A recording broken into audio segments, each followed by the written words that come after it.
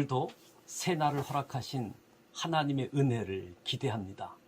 지산교회를 섬기고 있는 정재학 목사입니다. 날마다 말씀 따라 오늘의 묵상 말씀은 역대하 35장 20절로 27절 말씀입니다. 요시야의 죽음과 추모 애가입니다. 율법의 말씀에 올바르게 반응했던 남왕국 유다 20명의 왕 중에 16번째 왕이고 마지막 선한 왕인 요시야는 애굽왕 누고의 입을 통해 선포된 하나님의 말씀을 분별하지 못해 안타깝게 죽음을 맞이하게 되어집니다.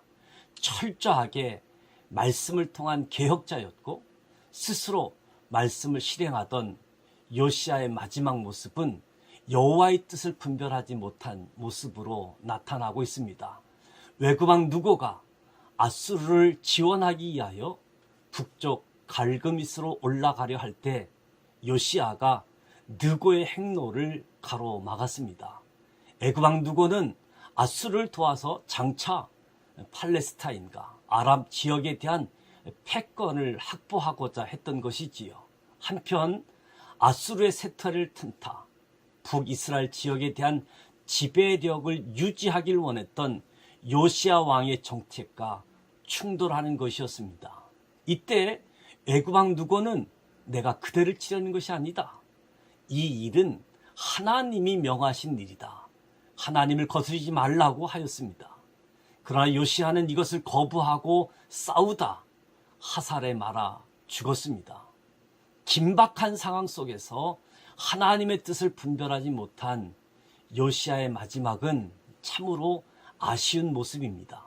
요시야는 이런 정치적 판단에 사로잡혀 먼저 하나님의 뜻을 구하려는 생각을 미처 하지 못하고 말았습니다.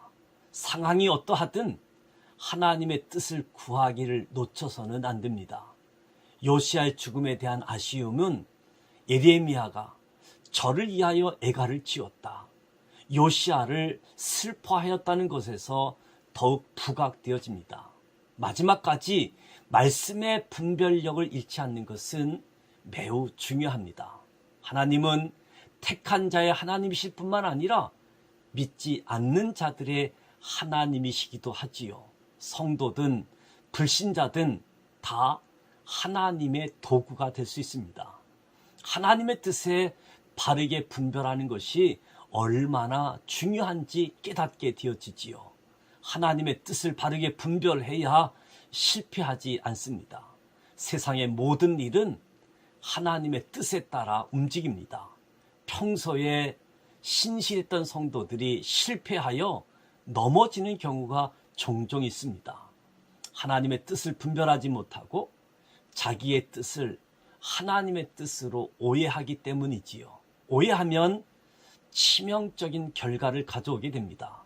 우리는 자신이 하나님의 뜻이라고 생각하는 것이 진정 자신의 뜻이 아니고 하나님의 뜻인지 묻고 또 물어야 할 것입니다. 오늘 말씀을 통해 상황과 여건에 따라 내 경험에 의지에 판단하는 일이 얼마나 많습니까? 나는 매사에 행동하기에 앞서 하나님의 뜻이 무엇인지 깊이 생각하십니까? 함께 기도하며 하루를 시작하기 원하는 것은 하나님의 선하시고 기뻐하시고 온전한 뜻이 무엇인지 분별하게 하소서. 구하고 찾고 두드리게 하소서. 삶의 마지막 순간까지 하나님의 뜻에 합당한 삶을 살 수 있기를 기도합니다. 오늘도 함께 하시는 하나님을 기대하십시다. 샬롬 샬롬.